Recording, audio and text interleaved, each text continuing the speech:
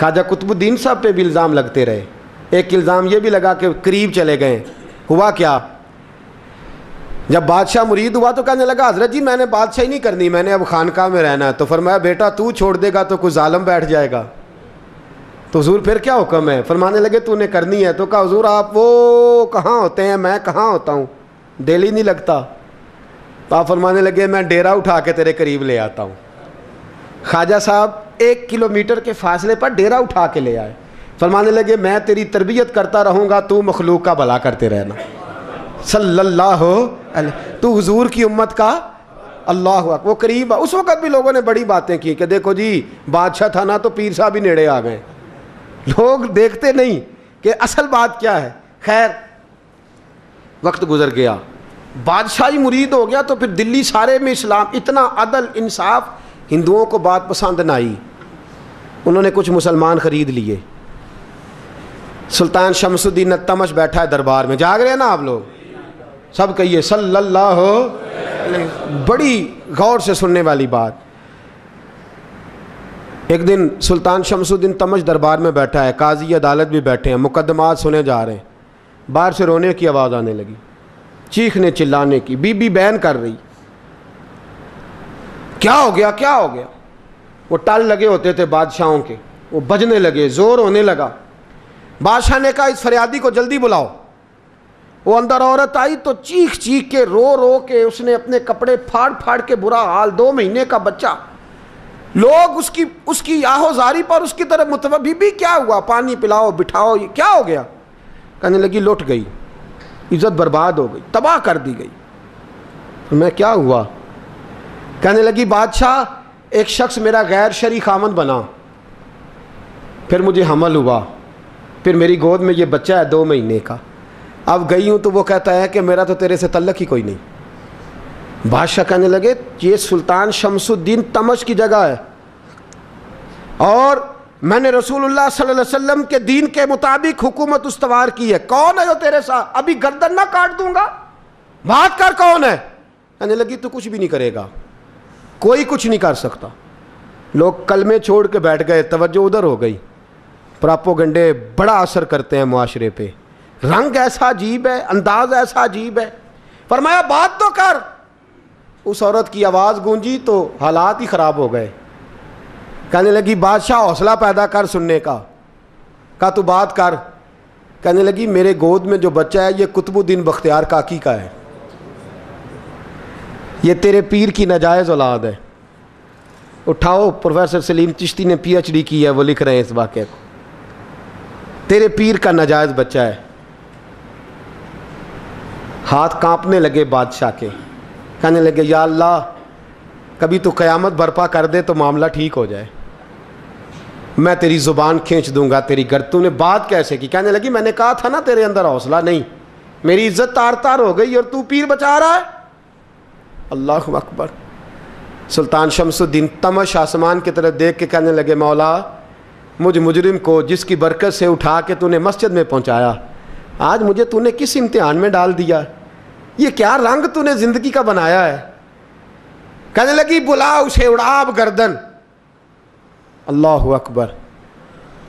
خواجہ قطب الدین بختیار کاکی, ذرا اس جگہ پہ اپنے آپ کو کھڑا کر کے دیکھ میرے دوست.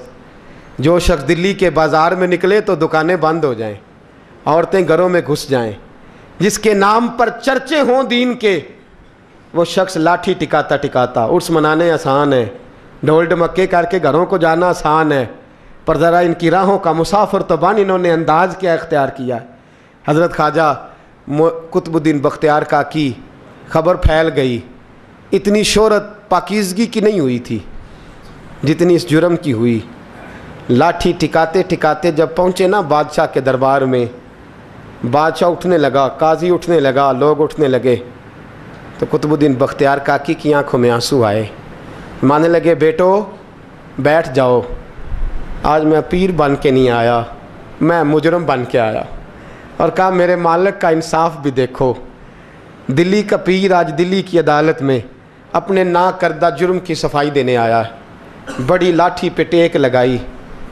دلی کی گلیاں بھی روتی ہیں کہ یہ کیا رنگ, اللہ یہ تیرا کیا رنگ ہے, یہ تے میں گڈی تے ہاتھ ڈور سجن دے, وہ جنج رکھے اونج رہنا ہے، واجب نہیں جے وچ شریعت، مندہ خسم نو کہنا اے تن میرا کنگھی ہووے، میں زلف سجن دی واواں، پوش میرے دی جتی بن جائے، میں یار دی قدمی آواں، مارو مارو مینو مار مکاؤ، کوئی یوزر نہ پیش لے آواں، جے سونا ہی میرے دکھ وچ راضی، جے سونا ہی میرے دکھ وچ راضی، تے میں سکھ نو چلے ڈاواں، پر یار فریدا کدی مل پے سونا، یار فریدا جے کدی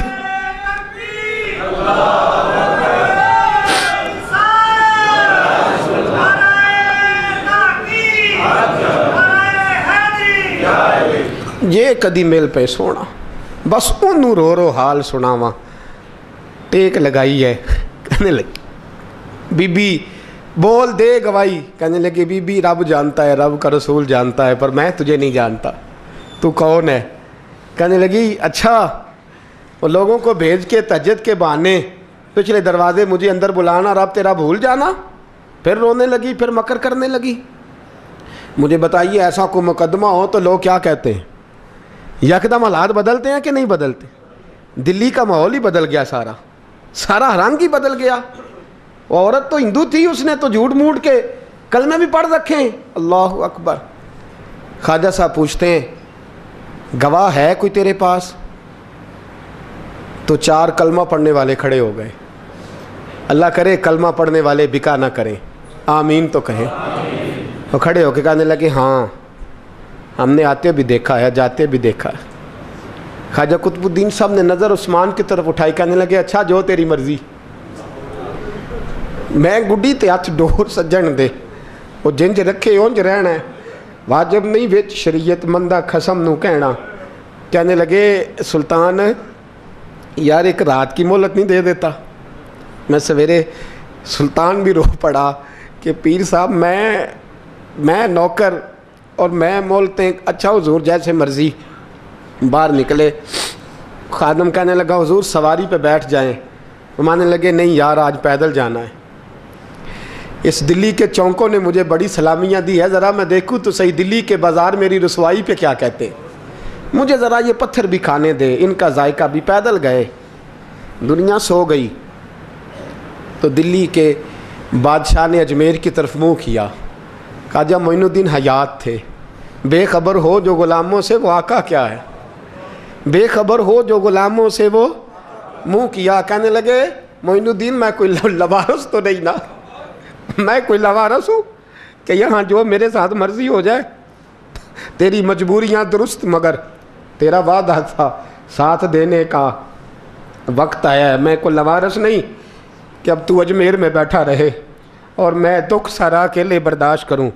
بڑھاپے کا مجھے بھی پتہ ہے، کمزوری کا مجھے بھی پتہ ہے، ذوف کا مجھے بھی پتہ ہے، پر تتی تھوڑے تھکڑے کھاندڑیاں، میں بھی تو تیرے نام تو مفت بھی کھاندڑیاں، مجھے بھی تو پتہ ہے نا، منم غلام علی حیدریم قادریم تمز احمد رضا خامی زنم، میں نے بھی تو اپنا نام نہیں نہ جپا، تیرا ہی جپا ہے ساری زندگی۔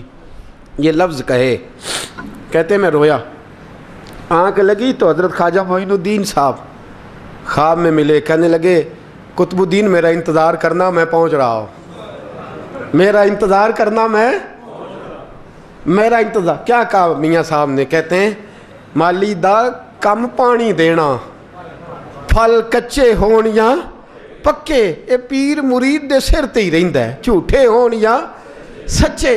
میں آیا، فکر نہ کرنا۔ حضرت سویرے اٹھے، پھر گئے عدالت، پھر کہا نہ بھائی پروٹوکول، مجرموں کا پروٹوکول نہیں ہوتا، میں اکیلا جاؤں گا، جس کے آگے پیچھے نعرے ہوتے تنے تنہا۔ 2-4 منٹ زیادہ لے لوں آج آپ حضرات۔ کہتے میں پہنچا عدالت اور جا کے جب کہا نا کہ ہاں جی حضور بتائیے، گواہ بھی خلاف ہے، مقدمہ بولیں، تو کہنے لگے مجھے میرے شیخ نے حکم دیا ہے کہ میرا انتظار کرنا۔ پھر وہ جو باتیں کرنے والے تھے کہنے لگے جی کون گیا تھا اجمیر، کون آیا ہے وہاں سے، ہمیں روحانی باتیں نہ بتائی جائیں، یہاں سے تو ایک دن میں پہنچا نہیں جا سکتا، ٹرین بھی 36 گھنٹے لیتی ہے دلی سے جانے میں۔ تو کہا یہ کیسے ہو سکتا ہے، کوئی رات کو رات آپ کو خبر ہو گئی، آپ کیس کو لمبا نہ کریں، بادشاہ مرید ہے، لگتا ہے کہ یہ راتوں رات بھگا دے گا پیر کو۔ اتنی باتیں خواجہ صاحب نے سنی. جب بے گناہ آدمی کو یہ باتیں سننی پڑتی ہیں پھر دل بڑا ٹوٹتا ہے, پھر بڑی تکلیف ہوتی ہے.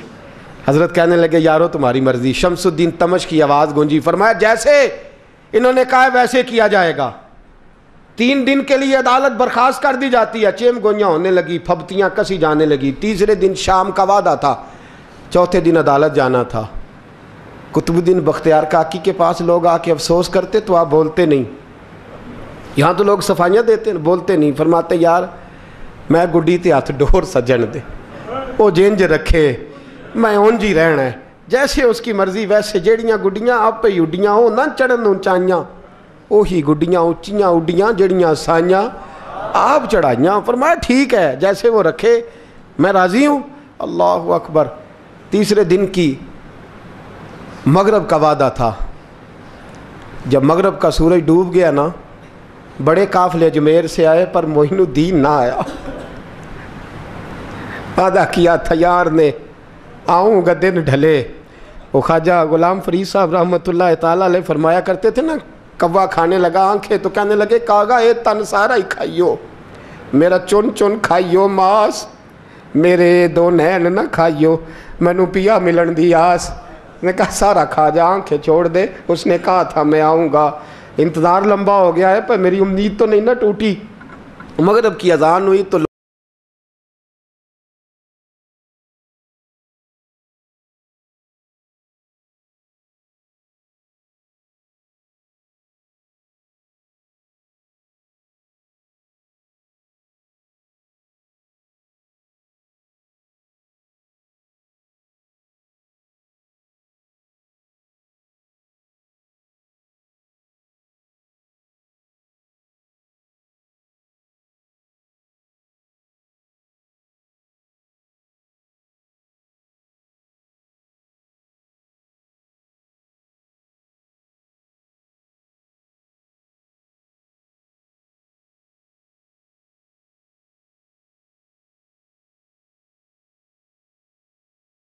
کا پیچھے ہٹ. تو زیادہ عزت والا ہے کہ یوسف زیادہ عزت والا تھا؟ تو زیادہ مقام والا ہے کہ عائشہ زیادہ مقام والی تھی؟ چپ کر, یہ کچھ صوفیاء کا طریقہ ہے, چپ کر. عرض کی حضور غلطی ہو گئی, میں پہلے نہیں رویا, تو ملا ہے تو رویا ہو.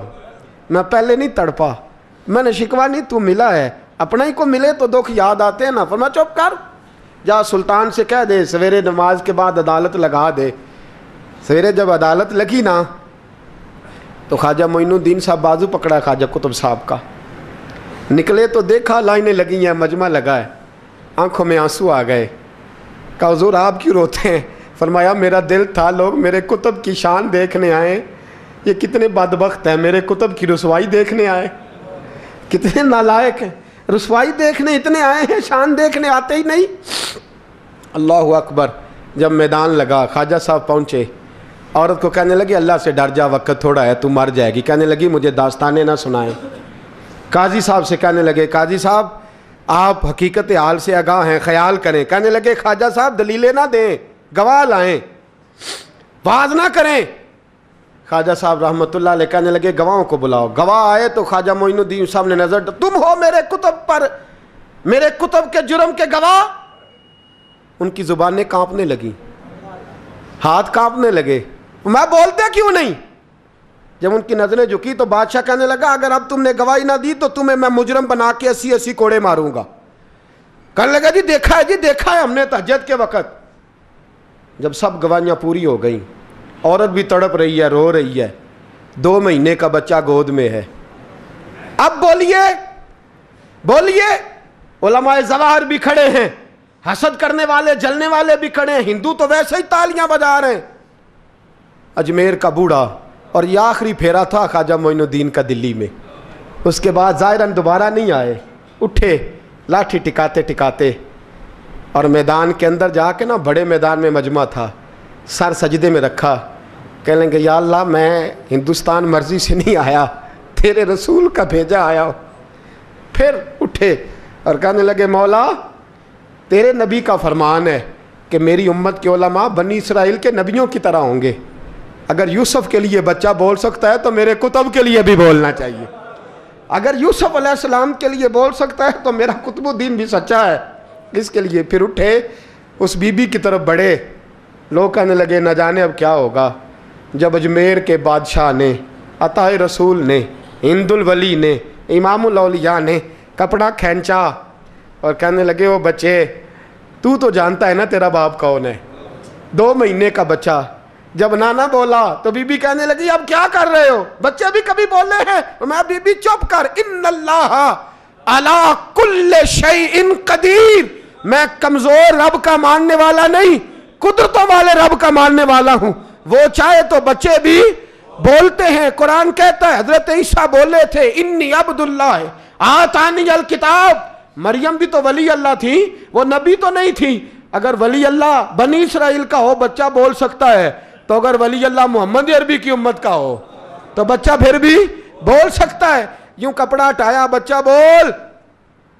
2 مہینے کا بچہ ماں کی گود میں اٹھ کے بیٹھ گیا اور بچہ بول کے کہنے لگا السلام علیکم یا ولی اللہ. جب یہ لفظ ادا کیے تو نعرے لگنے لگے, لوگ رونے لگے. بی بی بے ہوش ہو کے گری, فرمانے لگے مجھے سلام نہ کر, میرے کتب کی بات بتا. کہنے لگا قسم ہے اللہ کی عزت کی, وہ سامنے مجمع جو سردار بیٹھا ہے وہ میرا باپ ہے. قطب الدین تو بے گناہ ہے, قطب الدین تو بے گناہ ہے, میرا باپ تو وہ بیٹھا ہے. یہ قاضی بھی سازش میں شریک ہے. کئی مسلمان خریدے گئے, یہ گواہ خریدے گئے. جب گواہی ہو گئی, بچہ یہ لفظ کہہ کے اللہ اکبر کہتا ہوا پھر چپ کر گیا. خواجہ قطب الدین صاحب کا بازو پکڑا, خواجہ معین الدین صاحب نے مجمع سے باہر نکلے.